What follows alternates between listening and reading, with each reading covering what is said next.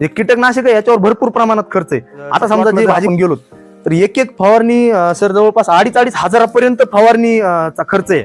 असे शेतकरी मॅडम काही काही जे 10 पर्णी आर्क सोडता दुसरं कीटकनाशक वापरत नाहीत, ज्यांना रिझल्ट आलाय ना तो धरूनच ठेवतो आणि त्याला कडीलाच नेतो। बघा तुम्ही आता हे जे तुमचं 10 पर्णी आर्क बनलंय हे तुम्ही आता 6 महिन्यापर्यंत टिकतं मॅडम। 6 महिने 10 पर्णी आर्क बनवणार का जोरात?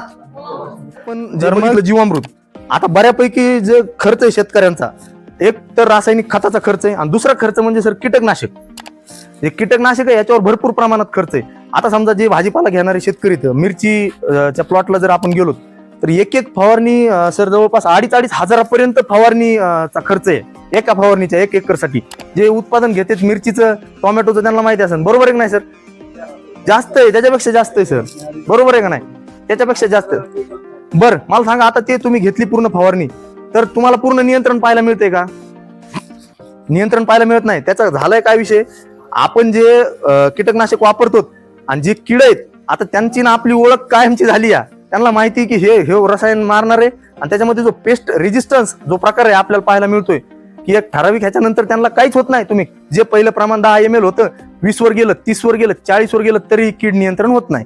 मुळात नाही का शेतकऱ्यांच्या मनात जो संभ्रम निर्माण झालेला आहे किंवा एक चुकीची हे झालेली ती मी सांगतो, कीड नियंत्रणासाठी आपण जेवढं रसायन मारतो तेवढी कीड नियंत्रणात येईल हे चुकीचा समज आहे। ह्या पहिल्या डोक्यातला काढून टाका। ही जी कीड आहे ही एका वेळेस जर तिने अंडे दिले तर 1000, 2,2, 5,5, 6,6 हजार पर्यंत अंडे देते। मग आपण हिला मारून तर नियंत्रित करूच शकत नाही। जवळपास प्रत्येक म्हणजे तिची इतकी जास्त प्रमाणात संख्या असते आपण मारून नियंत्रित करू शकत नाही। बरं मला सांगा जर पिकावर जर कीड येण्यापासून आपण थांबवली तर नियंत्रित होऊ शकते का?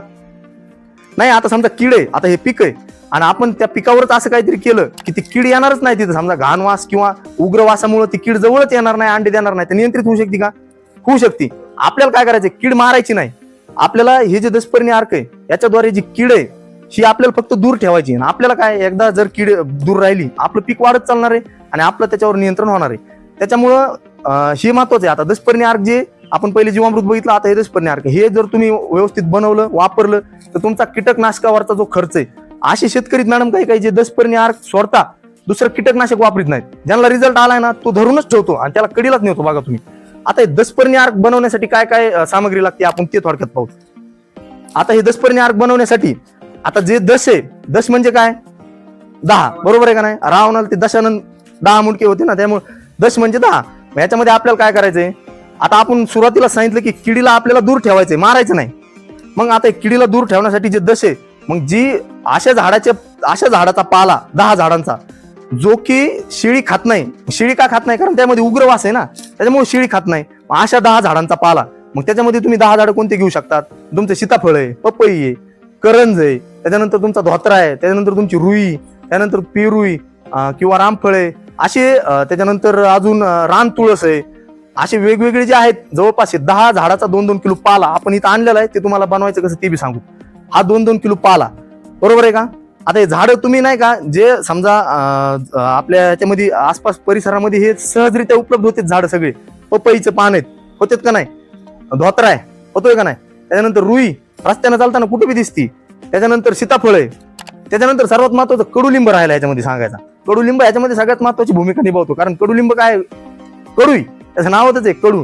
त्याच्यामध्ये ॲझरडॅक्टिन नावाचा एक घटक आहे, तो काय करतो किडींना, म्हणजे ज्यावेळेस आपण त्याची फवारणी करू नुसतं निमास्त्र ब्रह्मास्त्र हे मूळ कडुलिंबाच्याच आधारे बनवले जातात, ज्यावेळेस त्याची आपण फवारणी करू तर त्यामध्ये जो किडीमध्ये जो कडवटपणा येणार आहे त्याच्यामुळे जे आपले कीटक आहेत ते अँटीफिडंट म्हणजे त्यांना त्याच्या जवळ उग्रवास असल्यामुळे ते जवळ जाणार नाही। मला एक सांगा, समजा आपल्याला बुंदी खायला दिली, बरोबर, नुसती बुंदी खायला दिली तर आपण बुंदी खाणार आहेत। आता लग्नाचा मोसम चालू आहे, आपण खातोच का नाही बुंदी? परंतु त्याच बुंदीमध्ये जर आपण रॉकेल समजा मिक्स केलं, बरं का, एक उदाहरण, आपण खाणार आहेत का? नाही। मग हे जे कीड आहेत का हे झाडावर ह्याच अपेक्षेने जातात की चला ही बुंदी आपण हे 10 पर्णी आर्क ऍज अ रॉकेल म्हणून तिथं वापरणार आहोत। म्हणून काय होणार आहे, त्याचा जो उग्रवास आहे त्याच्यामुळे अँटीफिडंट अँटी रिपेलंट जी प्रॉपर्टी ती आपल्याला कीटकाची पाहायला मिळणार आहे, ते दूर पडणार आहेत। आता आपण साहित्य बघितलं, 2-2 किलो ह्या झाडाचा पाला घ्यायचा, बरोबर।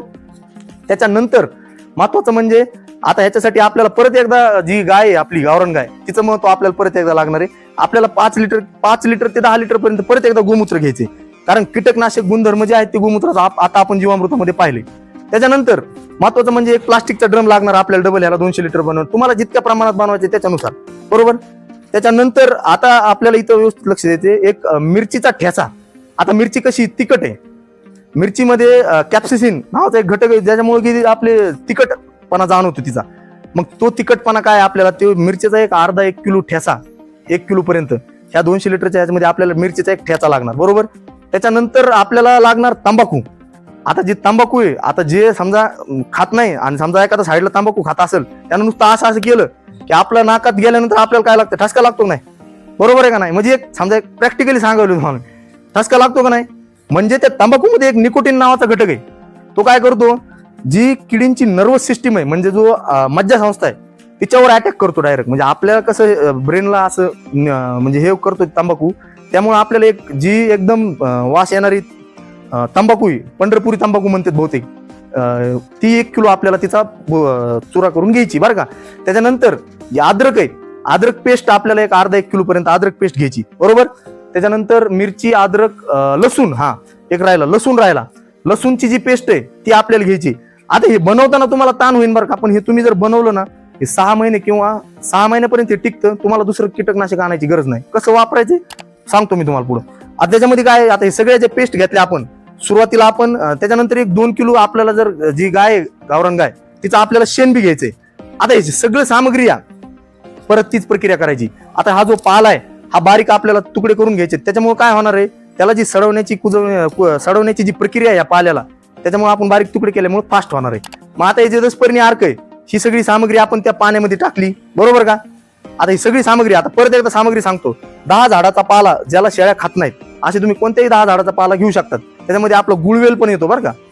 त्याच्यानंतर आपल्याला 1 किलो लसूण पेस्ट, 1 किलो अद्रक पेस्ट, 1 किलो मिरची पेस्ट, 1 किलो तंबाखू पेस्ट आणि त्याच्यानंतर आपल्याला 2 किलो शेण आणि 10 लिटर पर्यंत गोमूत्र, हे सगळं परत त्या 160 लिटर पर्यंत बॅरल भरून घ्यायचा, त्याच्यामध्ये टाकायचं आणि हे पूर्ण टाकल्याच्या नंतर हे सावलीला ठेवायचं, झाकून ठेवायचं बरं का. याला सेम तीच प्रक्रिया आपलं थोडंसं दिवसातून 1 वेळा ढवळायचं. आता ह्याच्यामुळे काय होणार आहे, आता जर समजा नुसतं ह्या ज्या एवढे 10 पानं आहेत, 10 पानं हे जे आपण इतका हे केलाय खटाटोप केलाय सगळा, हे मिरची लसूण पेस्ट हे इतकं मोठं जर आपण त्यामध्ये मिक्स केलं तर एक विचार करा, एक 30-35 किंवा 40 दिवसानंतर त्याच्यामध्ये किती भयंकर वास येईल. एक विचार करा फक्त. तर मग तो जो भयंकर वास आहे हाच मेन आपला उद्देश आहे की किडींना दूर लावण्यासाठी. मग त्याला जी पूर्ण प्रक्रिया आहे आपली झाडाखाली त्याला ठेवलं एक 30-35 दिवस 40, तुम्ही जितके जास्त दिवस ठेवता ते तितकं पॉवरफुल बनणार आहे. त्याला एक सुती कपड्यांवरून झाकायचं, पूर्ण पॅक नाही करायचं, दिवसातून 1 वेळ ढवळायचं, हे ठेवायचं पूर्णपणे. एक 30-35 दिवसाचा कालावधी किंवा 40 दिवसाचा कालावधी झाला की त्याला व्यवस्थित गाळून घ्यायचं. आता हे जे तुमचं दसपर्णी अर्क बनलंय हे तुम्ही आता 6 महिन्यापर्यंत टिकतं मॅडम. हे 6 महिने जर तुम्ही साचून ठेवलं आणि तुम्ही हे पिकावर वापरायचं. आता हे वापरायचं कसं, वापरण्यासाठी प्रमाण काय आहे, 20 लिटरच्या टाकीसाठी 250 ml दसपर्णी अर्क घ्यायचं, बरोबर का. 250 ml दसपर्णी अर्क टाकायचं. आणि आता इथं महत्वाचं ध्यानात घ्या तुम्ही, आता हे जे महागडे जे आपण कीटकनाशक आणतो हे आपण ज्यावेळेस पेस्टचा अटॅक किंवा किडीचा अटॅक जास्त होईल त्यावेळेस आपण वापरायला चालू करतो. परंतु हे दसपर्णी अर्क ज्यावेळेस आपली पीक लावलेलं आहे एक प्रिव्हेंटिव्ह म्हणूनच आपल्याला याला वापरायला चालू करायचंय. लय कीड नियंत्रण, लय कीडचा प्रादुर्भाव जास्त झाला, पूर्ण व्हायरस आहे प्लॉटवर आणि मग तुम्ही ते नियंत्रित करण्यासाठी मारित असताल तर हे जैविक आहे. मी पहिलेच इथंच क्लिअर करतो की तुम्हाला हे प्रिव्हेंटिव्ह म्हणून वापरायचंय. सुरुवातीपासूनच तुम्ही एक 5-6 दिवसाच्या अंतराने हे मारित गेलात ना तर तुमच्या ह्याच्यावर किडीचं वर नियंत्रण पाहायला मिळेल. मिरचीवर जो बऱ्यापैकी जो बोकडा किंवा जो चिली लीफ कर्ल किंवा जो व्हायरस आपल्याला पाहायला मिळतोय असे प्लॉट इथं हे घरगुती बनवलेले आहे मॅडम हे मी, आणि याचे रिझल्ट घेतलेले आहेत प्लॉटवर. तर बऱ्यापैकी जे तुमचे महागडे औषध आहेत का त्याच्यापेक्षा सुद्धा चांगला रिझल्ट याचा पाहायला मिळतो आपल्याला. फक्त याच्यामध्ये काय आपल्याला करायची मेहनत आहे. बरं तुम्ही जर 200 लिटर दसपर्णी अर्क केलं तर तुम्ही ते 250 ml च्या प्रमाणात बघा ना, तुम्ही ते किती जणांना देऊ शकतात, अख्ख्या गावाला पूर्ण माहिती असतं ते, बरोबर आहे का नाही. एक समजा 10-15 शेतकरी किंवा असे कृषीताई आले एकत्रित आणि हे जर पूर्ण बनवलं, 10-12 शेतकऱ्यांनी सगळं साहित्य जमा केलं, हे पूर्ण गावाला पुरणार आहे आणि तुमचा खर्च कमी होणार आहे मेन म्हणजे याच्यामध्ये. आता कोणत्या कोणत्या किडीला नियंत्रित करतं हे महत्वाचं आहे. आता जेवढे पण आपले रस शोषक किडीत, आता त्याच्यामध्ये थ्रिप्स आहे, मावा आहे, तुडतुड येतं किंवा मग आफिड जॅसिड जेवढे बी रस शोषण करणारे किडीत या सर्व किडींवर नियंत्रण करणार आहे का. कारण ह्या किडी काय करतात, पानावर बसतात, तिथं डंक मारतात आणि तिथून ते पूर्णपणे पानाचं जे हरितद्रव्य ते सर्व शोषण करतात आणि पाना म्हणजे झाडाची पूर्ण हे त्याच्यावर अटॅक होतो त्यांचा. तर मग हे पूर्णपणे त्यांना नियंत्रित करणार आहे. कसं नियंत्रित करणार आहे, ज्यावेळेस कीड त्या पानाच्या जवळ जाईल त्यावेळेस तिला मागचा वास जो होता पानाचा, नुकतीचा, बुंदीचा, तो पाहायला मिळणार. पण आता हे म्हणणार हे शेतकरी आतापर्यंत असा वास तर कधी पाहायला नाही मिळाला. शेतकऱ्यानं हे दसपर्णी अर्क मारल्यामुळे त्याच्यामध्ये जो अँटीफिडंट किंवा जो उग्रवास आहे तो त्या पानावर पाहायला मिळतो आणि त्याच्यामुळे कीड नियंत्रण, ही कीड दूर पाळतात. मग या दूर पाळल्यामुळे काय होतं, त्यांचा अंडे घालण्याची जी क्षमता आहे ती पण कमी होते आणि आपल्याला कीड नियंत्रण पाहायला मिळतं. चिंचवडगाव जे वडवणीमध्ये गाव आहे तिथं मिरचीच्या असे 2-4 शेतकरी सर एक डेमो मध्ये त्यांना आपण दसपर्णी अर्क बनवून दिलं आणि त्यांनी ते दसपर्णी अर्क वापरलं. तर त्यांनी त्याच्यानंतर कोणतंच कीटकनाशक आणलं नाही. दसपर्णी अर्कवरच त्यांचा मिरचीचा प्लॉट आहे पूर्णपणे, कारण त्याच्यावर बऱ्यापैकी थ्रिप्सचा, व्हाईट फ्लाय म्हणजे पांढरी माशीचा अटॅक आहे ना, त्याच्यामुळे हे दसपर्णी अर्क एकदम बेस्ट आहे. तर हे दसपर्णी अर्क आणि हे जीवामृत हे जर आपण व्यवस्थित डोक्यात घेऊन त्याची काय प्रक्रिया आहे सगळं बनवलं, घरगुती वापरलं, ह्याला त्याला सांगत बसण्यापेक्षा मी काय म्हणतो, बनवायचं, वापरून बघायचं काय होईल, याच्या पलीकडे काय होईल. बरं ह्याला काय तुमचं असं असं आपलं पीक, आपलं लाखोचं नुकसान होतं आपलं शेतकऱ्याचं शक्यतो. बरं का, आपण काय करतो, आपण परत त्या जोमानं परत सुरू करतोच ना पुढचं आपलं जे नियोजन असेल ते. आपण याचा वापर करून बघायचा, रिझल्ट भेटला तुम्हाला, तुमच्या खर्चाची बचत होणार आहे. जीवामृत, दसपर्णी अर्क या दोघांच्या जोडीनं जर तुम्ही हे केलं तर तुमच्या खर्चाची बचत होणार आहे. तुमचे जे महागडी कीटकनाशक आहेत ते तुमच्या खर्च कमी होणार आहे. सर्वात महत्वाचं म्हणजे जे मित्र कीड आहे, जे आपण मित्र कीड म्हणतो, ते मित्र कीडचं सुद्धा याच्यापासून आपल्याला बचाव पाहायला मिळतो, कारण हे जैविक आहे ना. तुम्ही कीटकनाशक मारलं, आज टरबुजामध्ये क्रॉस पॉलिनेटेड क्रॉप असल्यामुळं म्हणजे परागकण एकीकडून दुसरीकडे नेऊन त्याचं पूर्ण पॉलिनेशन होण्यासाठी तुम्ही जर खतरनाक एखादं कीटकनाशक मारलं तर मधमाशी जवळ येणार आहे का? त्याच्या मधमाशी जवळ येऊच शकत नाही. मग तुमची सेटिंग होणार आहे का खरबूज टरबुजाची? नाही होणार. मग त्याच्यामुळं हे तुम्ही दसपर्णी अर्क मारलं तर हे जैविक आहे, याच्यामध्ये कसल्याही प्रकारची हानी नाही, खर्चाची बचत आहे, असंख्य असे याचे फायदे. हे दसपर्णी अर्क तुम्हाला वापरायचे आणि हे जीवामृत एक वापरायचे. आता हे दोन्ही आपले काय जे डाऊट असतील, कारण ही सगळी माहिती तुम्हाला शेतकऱ्याला सांगायची. तुम्ही जर प्लॉटवर गेले आणि म्हणले की तुम्ही जीवामृत बनवा तर सहजासहजी हे शक्य नाही, कारण हे 30-35-40 वर्षाचा कालावधी, आपल्याला एखादी लागलेली सवय मोडणं किती अवघड आहे हे वेगळं सांगायची गरज नाही. एखादी सवय लागलेली मोडणं आणि चांगल्या सवय लावणं तर सध्या खूप सध्याच्या याच्यामध्ये अवघड झालंय. त्याच्यामुळे हे तुम्हाला पटवून देणे शेतकऱ्याला हे कसं फायदेशीर आहे तरच ते शेतकरी इम्प्लिमेंट करणार आहे. त्यासाठी तुम्ही पहिले गेल्या आधी तुमच्या शेतावर तयार करा हे सगळं.